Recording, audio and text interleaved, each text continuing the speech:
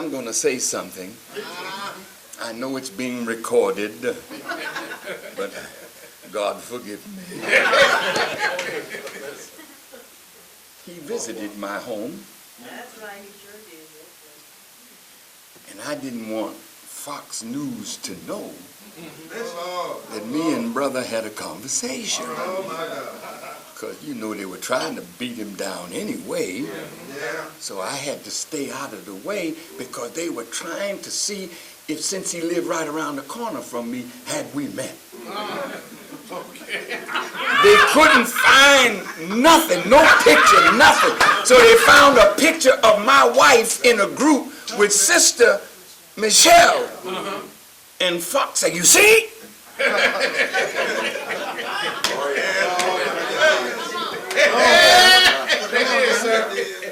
But when we met, he was a senator. And he said to me, Brother Farrakhan, he said, a lot of black people voted for me in the city of Chicago. But I became a U.S. Senator based on the strength of the downstate vote.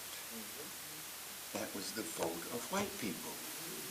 So he said to me, very frankly, I'm not going to do anything that would endanger that vote that put me in the Senate. I know black people voted for me, that's not the question, but Farrakhan, in other words, I'm now paraphrasing. I can't hang out with you. I can't do nothing that would upset these white folks. And I said to my brother, I said, brother, I understand. Your reality is not mine. In other words, I'm a free black man. I don't have to ask a damn soul. I love being a free black man. And you preachers are the freest black men in America if you would stand up and be free black men.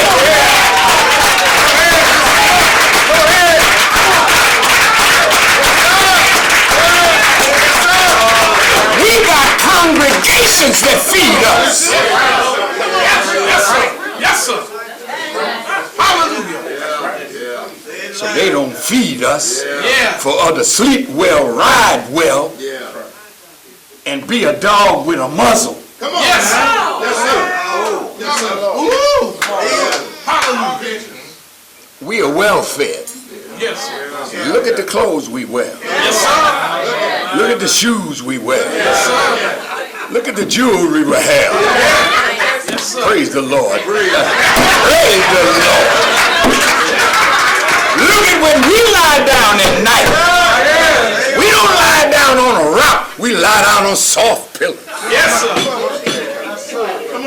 My teacher taught me, said, when God makes you able to have an easier life, where you don't have to fight to pay a mortgage or fight to pay your car note, then you should be laying down on that soft pillow thinking on how you can get the sheep in better condition and position. Yes, sir. Okay, now, look, Jesus,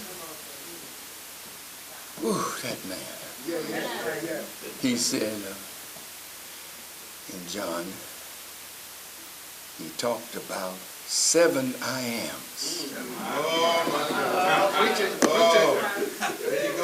And that's when he got into trouble. I am the bread of life. Listen to her. I am the true vine. My Father is the husband. I am the good shepherd. Go ahead. My God. And why would he even have to put an adjective to describe his leadership if the other shepherds were all so good? When he said, I am the good shepherd, it's because them other shepherds were liars and thieves. And that's why he said, all that came before me were thieves and robbers. Damn it, I don't want to be in that position. I'm too scared, Go ahead. I ain't talking to you, you know. I'm talking to me and you. One thing we need to stop doing is preaching like we holy.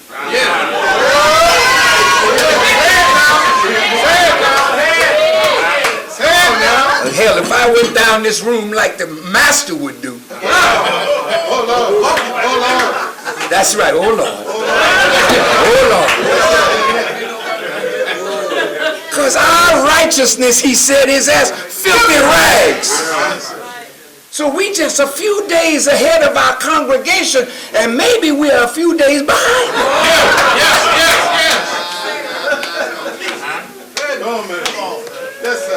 Anyway, he said, I am the door. All who enter by me will be saved, and you can't come up another way.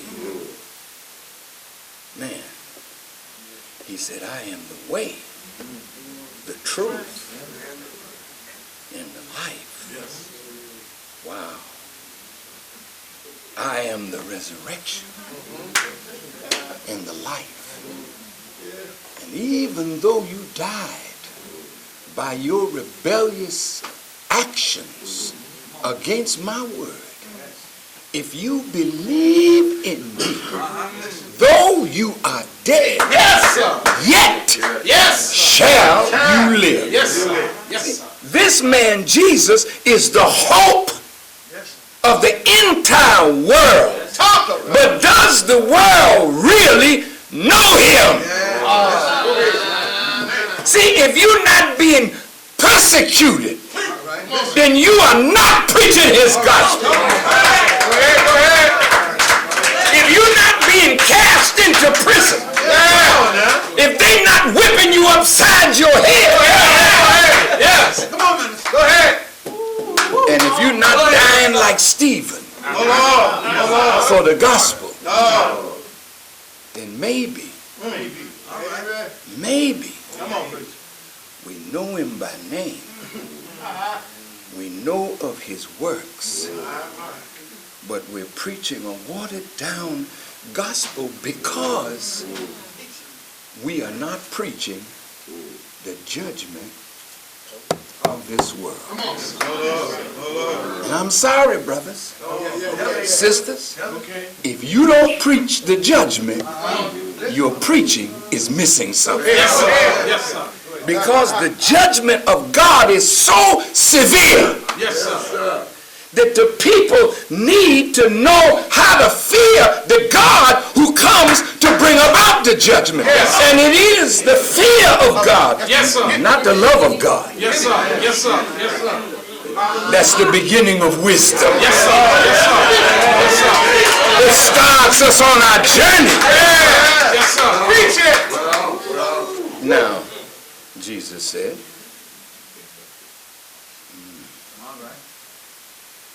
and there shall be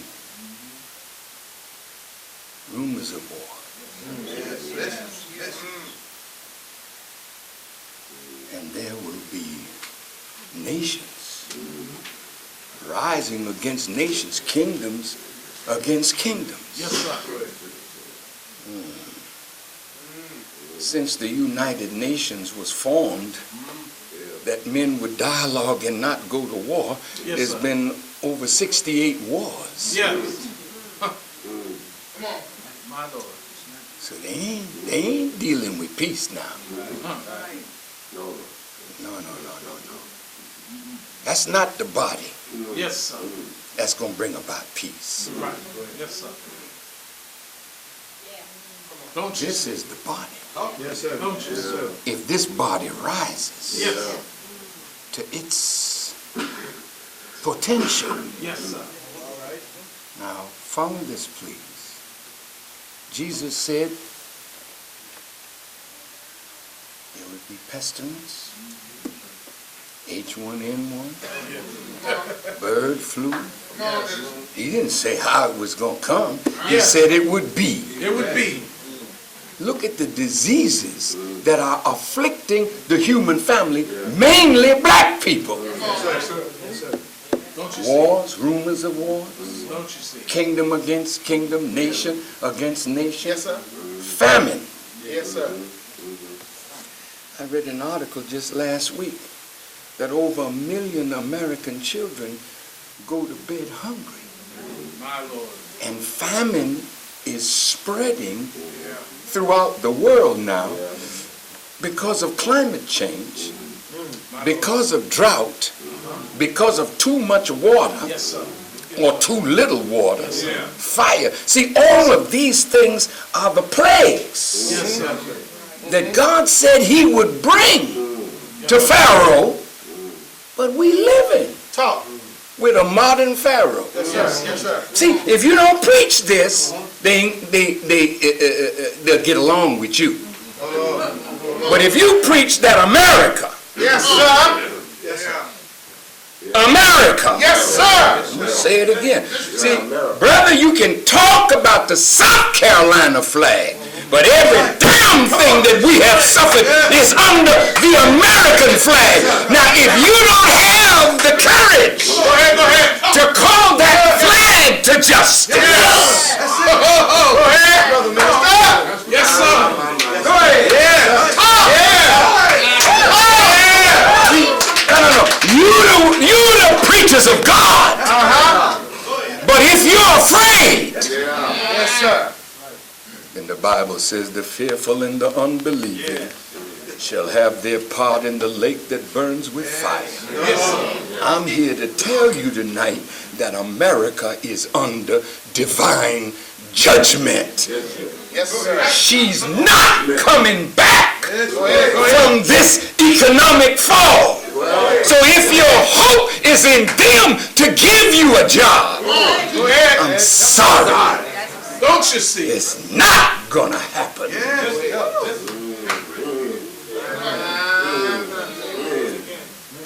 She's under divine chastisement. Yes, sir. Yes, sir. Yes, sir. Do you think she called Barack Obama out of obscurity because she thought he would be the best thing for America? Or did she call Barack out of obscurity because this is your time to be delivered as a people? Do you know that God has chosen us? Listen. He has said, I will choose the foolish things of the world. Yes. Those despised and rejected. Yes. See, to be the cornerstone of his kingdom. Don't you think that your enemy knows that God is after you? Yeah. Go ahead and talk. Why did you sing the song? Steal away. Yeah. God, he calls me. Yeah. He's calling me by the thunder. Yes, sir. Yes, sir. Don't you hear him? I hear him calling deep down within my soul. Yes, sir. I ain't got long to stay here. Stay here where? Stay here begging another man when God has come to offer you the kingdom. Stay here hoping you're going to change him. You were right, brother. You can't change that dog. But turn dog around and put your trust in God. Because God got a leash on the dog.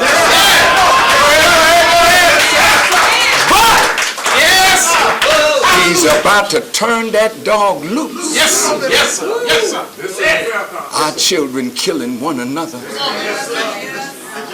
The police arming themselves with military weaponry, armor-piercing bullets. They're not arming themselves to play with our children. Reverend Jackson said, we need the National Guard. For what? You think they're coming to walk our children like they did down in Little Rock, Arkansas? You crazy. When you call them, they're coming to kill. We the ones to be called as the men of God to rise up Brother Minister. as men and take our children back to us and to God. But then Jesus said, now this is just the beginning of sorrows. Lord have mercy. That ain't bad enough?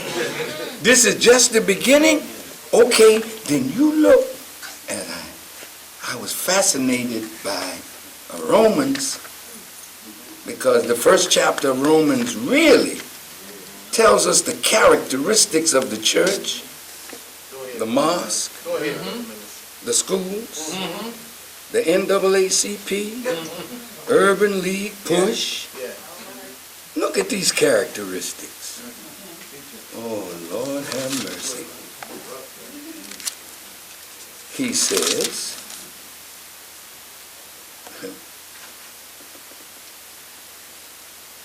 because although they knew him, they did not glorify him as God, nor were thankful, but became futile in their thoughts, and their foolish hearts were darkened. Professing to be wise, they became fools, and changed the glory of the incorruptible God into an image made like corruptible man. Therefore God gave them up to uncleanness. And just check. Now, when I use these words, let us just look in the mirror. I'm looking at that man in the mirror. We better ask that man to make a change. Come on. And that man is us. Don't you know, if we rise up into the real spirit of Jesus Christ, there's no power that can stop us from delivering our people. Believe me, there's something that we can do that's an alternative to what we are doing. I'm almost finished. It's already 10? Oh my goodness gracious. I had an appointment at 10, but they had to wait. Brother got to finish. Go ahead. We having church. Now, let me just close. Let me close. But look at this. He said, they changed the truth of God for the lie. Have we done that? In the Episcopal Church, they ordained a lesbian bishop. Okay. Now, I'm not homophobic. Don't get me wrong. I love our people. I don't care what sin they're committing, because none of us is that holy that we can throw off on somebody else. But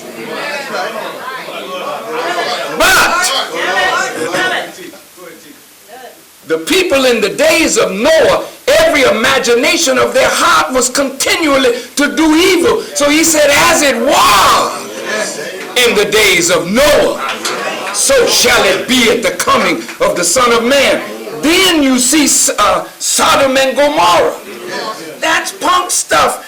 If Lot came back, he wouldn't know where to start.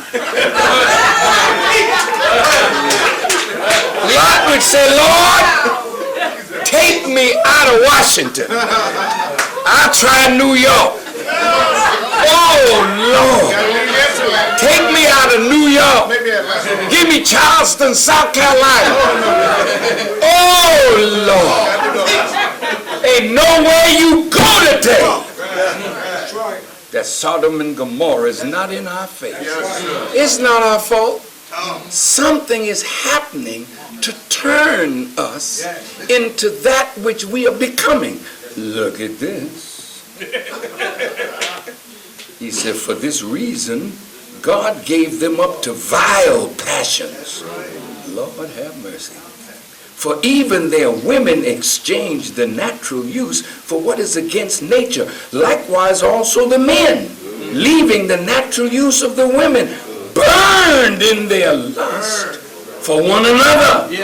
Men with men, committing what is shameful. See? Now, if you don't preach that, you're not trying to hurt people, but you're trying to save people. Are you? Or do you just want a big number of hypocrites and sinners and you being the chief hypocrite?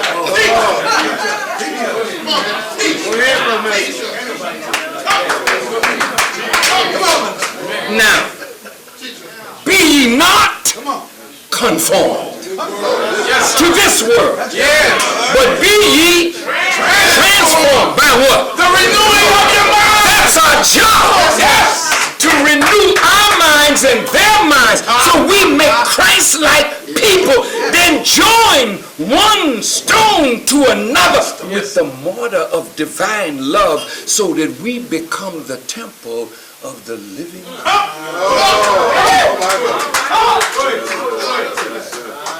So now I close. Please call, tell them I'll be right there.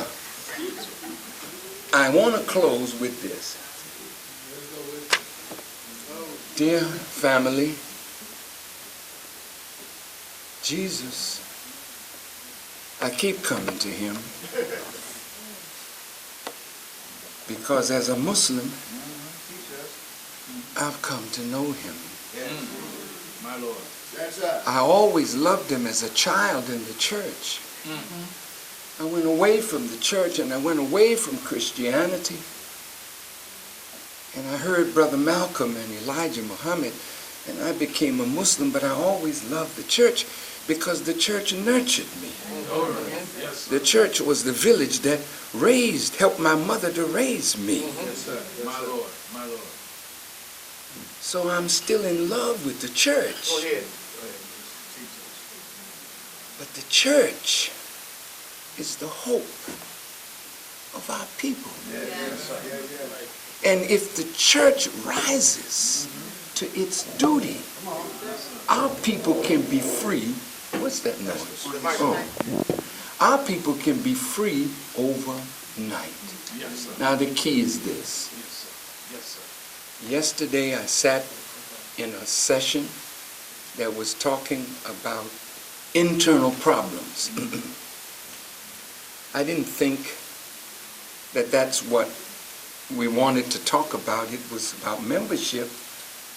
But they were saying that we need to enliven the NAACP to the way it was with the new mission based upon the new problems of our people.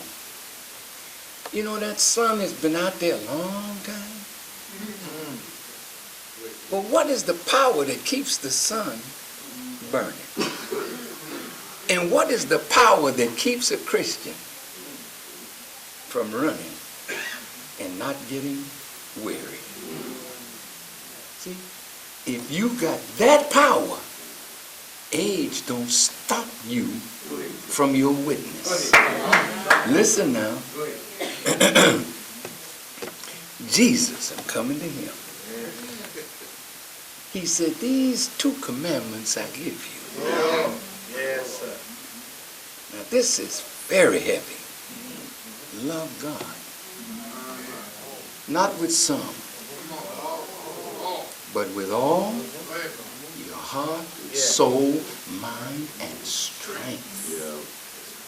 That don't leave nothing else. Yes, sir. See, if you love God like that, you'll forsake somebody close to you who rejects the master. Ooh. Listen. The master that I know, he said, if you love your mother, your father, your sister, or your brother more than you love me, then you're not worthy of me. See? And in another place, you have to hate that rebels against him. I don't want to get that deep, because we got enough hate in us already.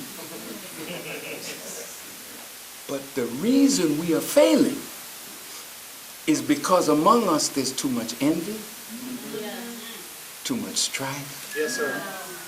too much backbiting, too much slander.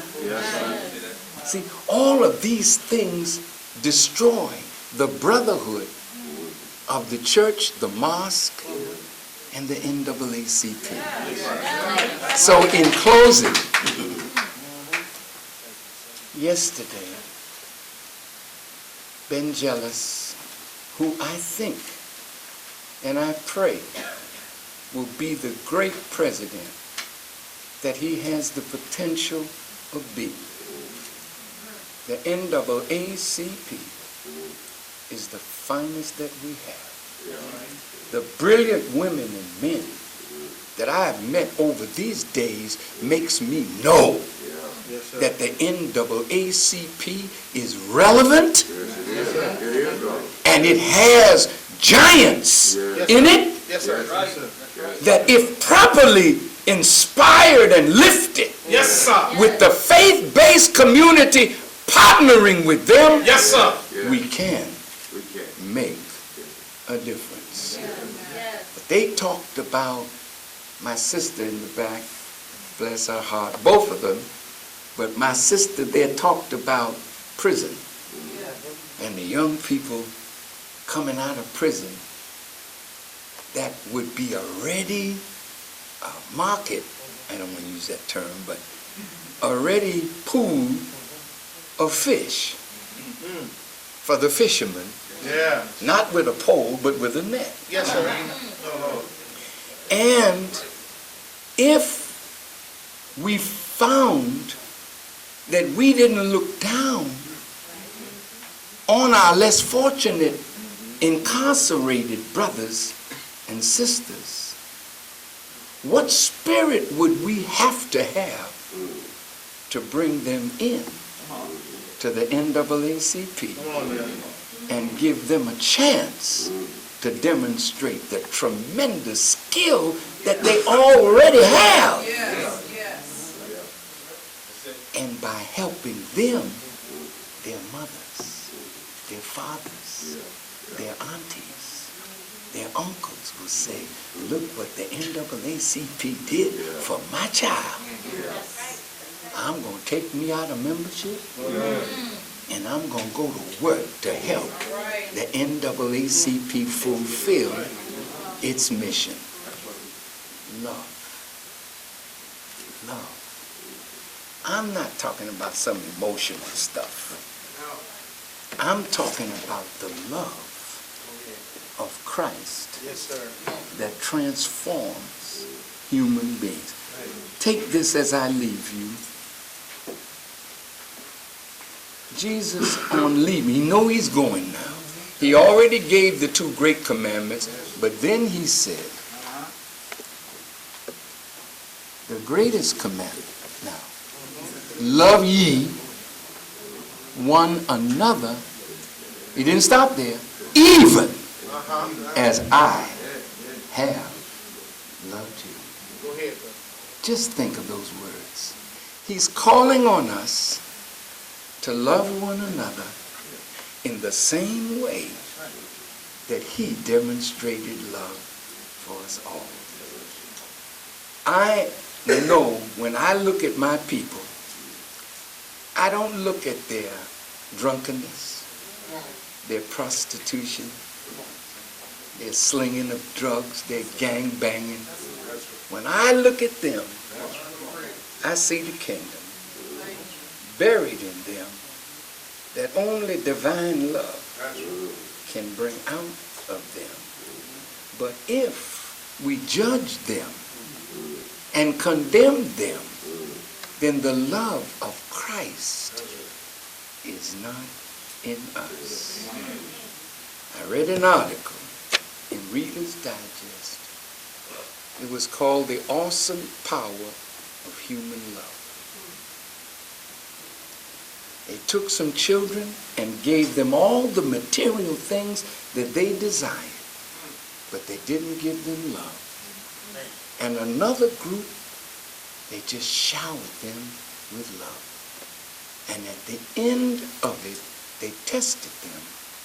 The emotional development of the ones that had the material thing but not human love was much less than those who were loved. Our people are love-starved. And you can't win our people if they believe you and I don't love them. And the love that we must have for them is to look beyond their faults and see their need. So to love, that's the kind of love that Christ was all about. Yes, sir. And my sister Claudette, every time she write a letter, she put, God is love. I asked her one day, what you mean by that? I just wanted to test her. Because all of us talk about love, but we don't really know what the hell we talking about. Oh yeah, got to love everybody. That means you don't love nobody, including yourself. Because God don't love everybody. He loves you when you do his will. Now, family. Yes, sir. To love that is equal to God. God is love. That means that what's on this side of the verb to be is equal to this that's on the other side. There's a force and there is a power in love that will transform people's lives. And you know, when you love, this is true. You know, that 1 Corinthians 13th chapter. Lord, I mean, let me just close with this, please. Oh, Lord. Y'all should never call me up to preach because I love preaching. I really am a Baptist, you know. Let the church say amen. Look here. He says, though I speak, because all of us speak now, with great tongues, but if I have not love, I have become sounding brass or a tinkling cymbal. And some of us can talk about what the Lord told us last night. I have the gift of prophecy, understand all mysteries, etc., so that I could remove mountains. But if I don't have love, boy, Paul said, I am nothing. Now look at this. Love suffers long. Now stop right there. Preacher, if you've been in this ministry 25, 30, 35 years, you got to love something. Because the way the people eat your flesh, talk about you, slander you, if you didn't love more than they hated, you couldn't stay. You couldn't stand. But the love, see, that Jesus is after is not making you natural men. A natural man, if you smack me, I'm going to smack you back. That's not what Jesus is asking. Go ahead. Teach us. Can you love enough that when they smack you on one cheek, and I'm not talking about a literal smack, I'm talking about the insults that a pastor gets all the time from those whom he's trying to help to save. But can you give them the second cheek? Can you love them that really seem to hate you? Can you pray for those that despitefully use you? And if they ask you for your pants, can you give them the cloak too? And if they ask you to go 1 mile with them, can you go 2? See, what Jesus is trying to call us to is not unnatural, but supernatural. Because that's the only man or woman that's going to redeem this fallen people and extract the kingdom that's buried within and bring it up and bring it out. NAACP, I pray that we will go back to our respective places and enliven the membership. Redo your commitment to this organization. And as your brother who sees the tremendous value of this organization, if we work together and partner together and be honest in our talk with each other, this organization can do in a short time what our people need. I beg you to stop looking to the enemy to change himself. Listen to me. That's right. Listen. He's not capable of changing unless you change. When you rise into who you are, his wickedness ceases. Because when you play cards with a card sharp who knows how to trick you, or 3-card Molly, but once you know the game, the card shark got to play a straight game. If the dice is loaded and you know it, then you bring some dice and check this. No, you put that dice down. Roll with this one. See, once you know, the trick is over. Once we grow into God, then the devil has no more power over us. So that's our work. May God bless you. Thank you, Reverend Hope. Thank you, Reverend. May I run to this appointment.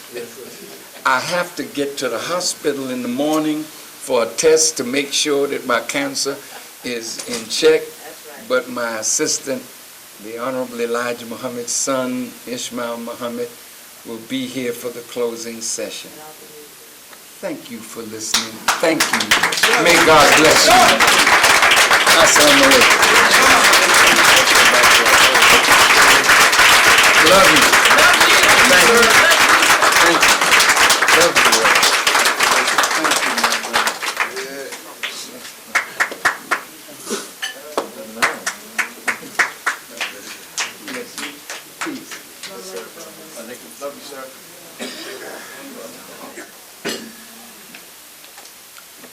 Now, unto him who is able to keep us from falling and to present us faultless before his throne with exceeding joy.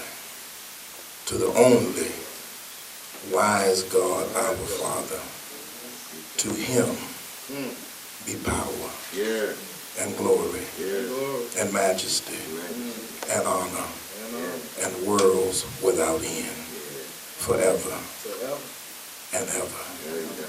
Amen. God bless. Like a Huntsville.